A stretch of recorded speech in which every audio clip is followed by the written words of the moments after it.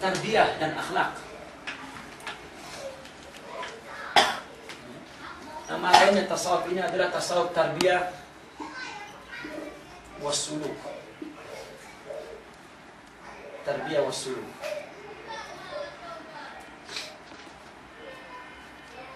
Buku muqarrar tasawuf ini dua, Qutul Qulub dan Ihya Ulumuddin. Buku utama tasawuf ini dua, Qutul Qulub dan Ihya Ulumuddin. Qutul Qulub tarbiyah, Ihya Ulumuddin akhlak.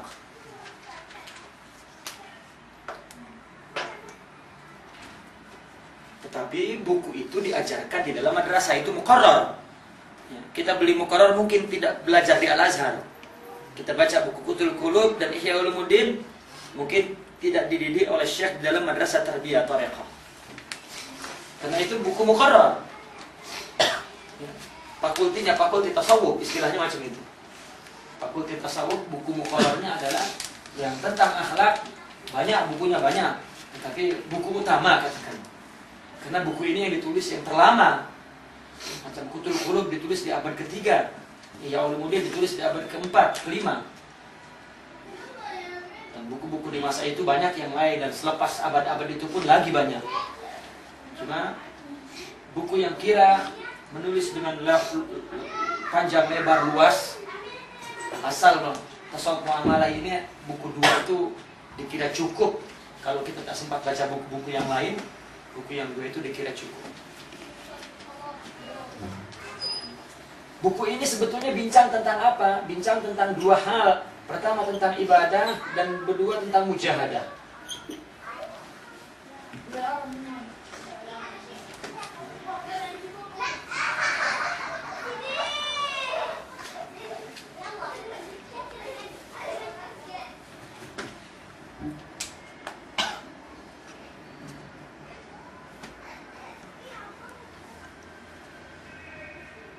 Dan di sini dibincangkan tentang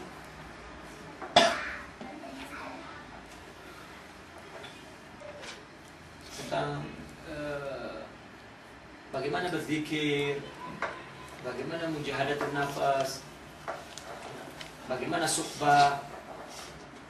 Itu tasawuf tadi. Kalau secara historis,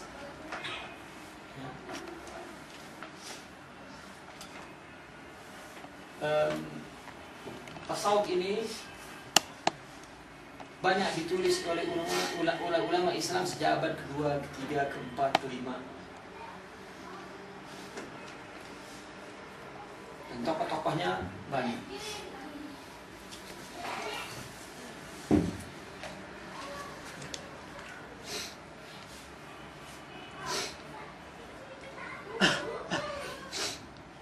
Ini yang dilakukan secara zahir. Inilah tasawuf yang sebenarnya. Inilah tasawuf yang sebenarnya.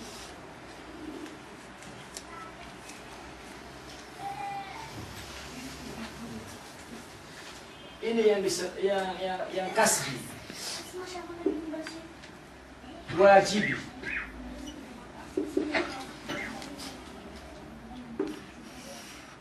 Sifatnya kasbi wajibi zahiri. Zahir sifatnya. Dan dalilnya jelas. Dalilnya betul-betul dalil yang lafzi zahiri minal Quran wal ahadith. Tentang bagaimana beribadah yang baik, adabnya, dan bagaimana mujahadah melawan hawa nafsu, membuang keburukan, sifat-sifat buruk, dan menyandang sifat-sifat mulia, akhlak. Bagaimana berqudwah, suhbah. Bagaimana mengatur jadwal waktu agar senantiasa hudur kepada Allah, di sini dibincang. Ini disebut suluk, tarbiyah atau tasawuf.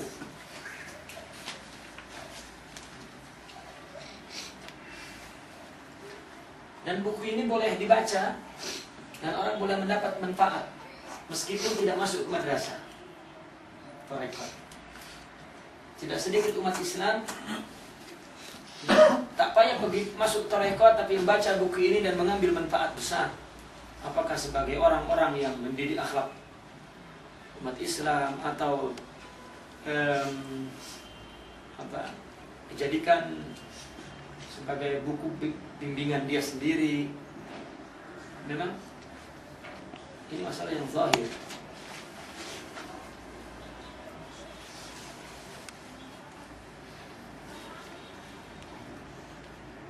Adapun tentang orang masuk ke dalam tarikat adalah disebabkan karena pemahaman dia dan keyakinan dia bahwa tidak ada orang yang bisa mengaku bahwa dirinya punya cacat, salah, dan sulit bahwa seseorang itu melihat dirinya keliru, salah. Di mana letak kesalahannya? Susah. Mesti orang lain. Dalam dunia selain tasawuf, orang memerlukan orang lain sebagai cermin agar melihat dirinya baik atau tidak.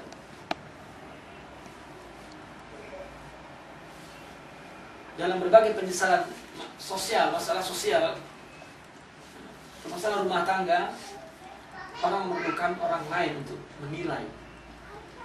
Kita sering mengatakan bagaimana ceramah saya bagus tak? Bagaimana perkataan saya bagus tak? Bagaimana tulisan saya bagus tak? Perlu orang lain agar punya pandangan yang objektif, tidak subjektif.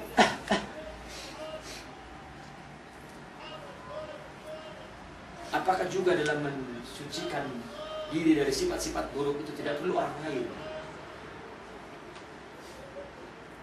Maka ketika orang menolak tarikat, menolak suhbah dalam tasawuf, dia sebetulnya melupakan norma-norma logika dan syariah dalam perkara dan bidang lain yang sebetulnya dia lakukan. Itu disebabkan ada fitnah tentang tasawuf dari golongan tertentu yang memang punya misi lain terhadap tasawuf, punya problem, punya case, punya masalah pribadi terhadap tasawuf.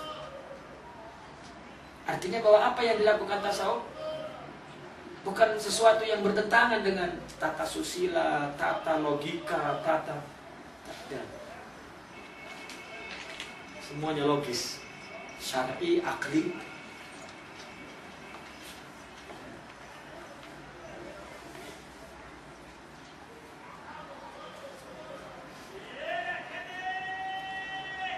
Adapun munculnya seseorang atau munculnya ada kerungsingan dalam tasawuf adalah disebabkan ada pertikaian, ada ikhtilaf antara fuqaha dan sufi di abad belakangan sebelum ini. Bukan abad yang jauh-jauh awal-awal, tak ada. Abad yang jauh awal-awal tak ada pernah seseorang mempertentangkan masalah zuhud, sabar, ridho, fana, wajub. Bahkan Imam Hasan al-Basri mengatakan kepada muridnya, jika engkau lihat sahabat, engkau akan mengatakan majnun. Karena fanatnya sahabat kepada hadrah Allah. Artinya bahwa sahabat melakukan menjalani hidup ini betul-betul fil fana. Dia tidak tengok siapa, dia hanya melihat bahwa orang lain selain dirinya, apapun namanya dalam segi syar'i atau urfi, bagi dia jalan menuju kepada Allah. Dari segi syar'i namanya suami, istri, guru, jiran yang disebut dalam ayat untuk dihormati, untuk menunaikan hak Allah. Atau secara urfi, urfi juga urfi Islami, pimpinan, orang yang secara ditetapkan sebagai ketua tertentu, itu kan urfi. Pun bagi dia adalah khidmat kepada Allah pada hakikatnya. Sahabat itu fana dengan sejumlah akhlak yang dimiliki, sabar, husnuzon, tidak hasud, mahabbah, sidik, amanah, dan lain sebagainya, tidak tomak, dan lain sebagainya.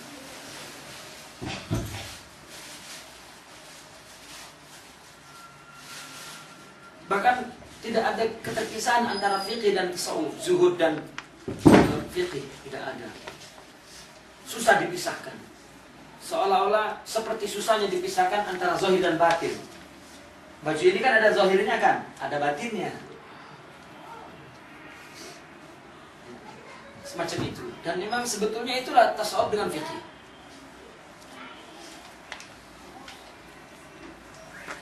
Tapi ketika orang kemudian belajar ilmu tanpa ada, mengambil ilmu tanpa mengambil qudwah, nah itu baru orang menuntut ilmu untuk menjadi bitana, untuk mendapat kedudukan di sisi khalifah, untuk mendapat kedudukan harta dan nama baik. Nah ini sudah bermula. Ilmu itu muncul tanpa ruh, sehingga tampillah seorang yang mungkin alim dalam hukum syarak, disebut faqih, punya simatuddin, punya ciri-ciri ulama dan agama, dari perkataannya, dari pakaiannya, dari pengetahuannya, tetapi tidak memiliki hati yang hanan, hati yang rauf rahim, hati yang artinya sejumlah akhlak jiwa yang mulia. Pun dampak daripada perceraian antara tasawuf dan fikih, muncul para sufi yang jahil terhadap ilmu agama.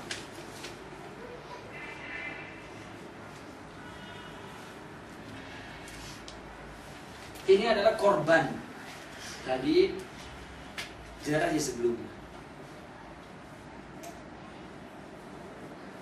Contoh sekarang di Indonesia terdapat berbagai majelis zikir, tetapi zikir yang dilakukan oleh awam sebetulnya dia dapat pahala, tetapi kenapa itu melalaikan dari kerjaan yang lebih wajib dari yang lain? Kalau secara hukum fikih orang mengatakan bahwa hukum zikir itu bid'ah, maka akan dilawan. Ini tidak bid'ah secara hukum, tetapi persoalannya bukan hukum, tapi kedudukan zikir di tengah-tengah kewajiban syariat. Tapi zikir bagi seorang sufi memang zikir yang aulawiyat, yang lebih utama, karena zikir sufi adalah zikir taraqqi, zikir taqarrub, bukan zikir li ajlis sawab, zikir perombakan ruhani, zikir perombakan sifat basyariah, zikir pendominasian sifat lahutiyah kepada sifat nasutiyah, sifat mulia kepada sifat buruk manusia. Bukan sekedar zikir untuk dapat uang, zikir untuk meminta sesuatu, zikir untuk faidah-faidah lah. Man saghalani qiraatul Qur'an wa dzikri an musa'alati, ya, maka a'taituhu afdal ma u'tiya sa'ilin. Kama qala, siapa yang disibukkan oleh membaca Al-Quran dan zikir kepadaku, aku akan memberikan dia yang lebih baik daripada yang aku berikan kepada orang yang meminta macam-macam kepada Allah. Artinya ada orang baca ayat Al-Quran dan zikir untuk minta, tetapi jika dia disibukkan oleh ubudiyah, ini zikir yang lain. Ini persoalan yang dilantarkan. Maka orang punya mental ya. Mental yang memang dibawa dari pemahaman yang dibentuk oleh lingkungannya. Begitu masuk ke dalam tarekat tasawuf pun tidak berubah. Dia menginginkan tasawuf seperti yang dia pahami dari mental yang dia miliki dari. Itu persoalannya. Maka selalu nasihat-nasihat yang diberikan oleh para suyu dulu, jika engkau masuk tarekat, buang segala apa yang menjadi kebiasaanmu. Buang tasawurmu, pandanganmu terhadap sesuatu